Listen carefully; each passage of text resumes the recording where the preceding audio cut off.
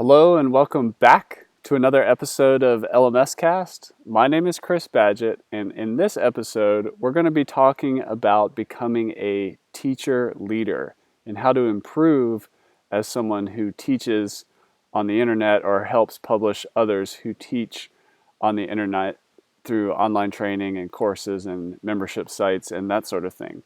But before we get into that, this is a special episode. This is episode number 100 of LMScast.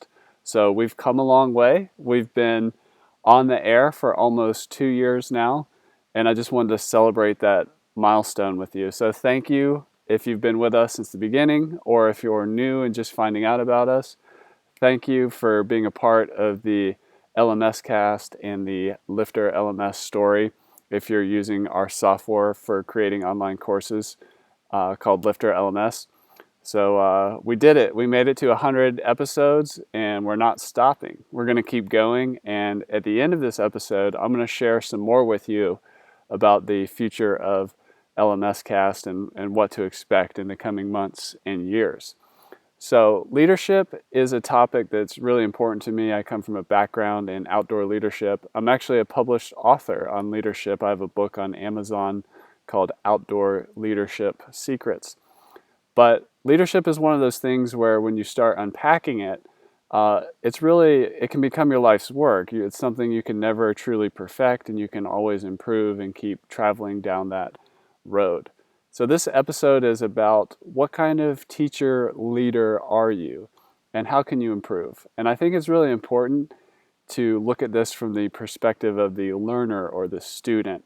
And also just be aware that if you're teaching a group online or in person or both, some of those students or learners may perceive you a little differently, and that's okay. But you can really be perceived as 5 types of leaders or experts, or your ability as a teacher.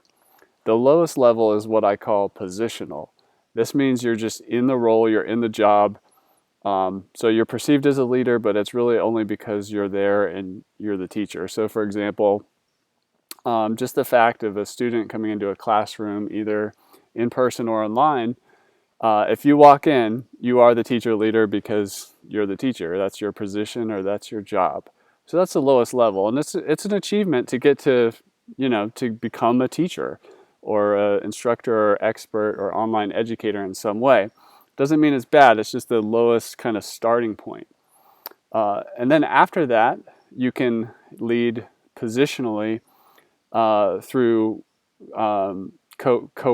coercion or punishment, which isn't necessarily a positive thing, but that's things like where if you don't take my course or do my training or do the homework, there's a punishment. You won't get X, or there'll be some kind of punishment.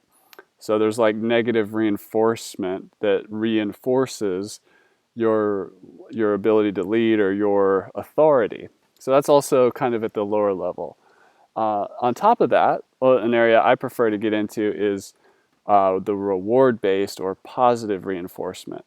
So if you take my training or if you take my course, you get this benefit, whether that's monetary or it helps. There's some other reward that makes me an effective leader, teacher, or instructor. So if you get in front of a room in the online space or in the in-person space, you can lead and become an effective leader with a mix of positive reward or negative punishment type reinforcement. And it's important to look also at punishment is not necessarily bad, like having consequences for not doing the work or not listening or not doing the training is an okay thing. But overall, in my opinion, it's better to lead predominantly with positive reinforcement or reward-based teaching. Okay, the next level is you gain authority, and your ability to lead comes from what you've invested in yourself. Like what kind of degree or training have you been through? If you are a Navy SEAL and you've invested that much and you're teaching somebody about endurance or physical fitness, you're going to have a lot of authority and expertise and you're going to have an easier job. Let's say if you're creating an online course about body weight fitness training at home, if you're an ex-Navy SEAL. So having expertise where you've really invested in yourself, and it's not just what you say, but it's also what you've done in the past, that gives you a lot of authority, and that gives you the ability to gain respect, but also to really teach effectively because you've had your skin in the game, your time in the trenches. So that's expertise. And then the highest level is what I call reference leadership. So it's more subtle, but it's everything you do, it's everything you say, it's the reputation that precedes you as an online educator. What does that impression come together? Like, are you a legend before you're even step into the room? Like, how do people refer to you? Like, it's not even stuff that you actively try to do. It's just that literally your reputation precedes you, which comes from a combination of all those things. So think about a reference position in leadership being that, okay, you have the position, you have some negative consequences if your people don't go through your training or they're not a good fit for your program. You have reward-based things going on in your material. You're also an expert yourself. You've got the degree, the life experience, the training.